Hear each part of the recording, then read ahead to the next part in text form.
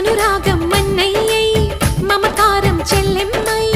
ఈ బంధం వందేళ్ళయ్యే పదినమ్మి చేరిందా ఈ పందిట్లోనే మహారాణిని నీ అన్న పాదాల పారాణిని స్వర్గమొచ్చి మన వాకిట్లో ఈనాడు వారేనమ్మా ఒకరెమ్మకి విరిసే పువ్వులం ఒక పెదవిపై మురిసే నవ్వులం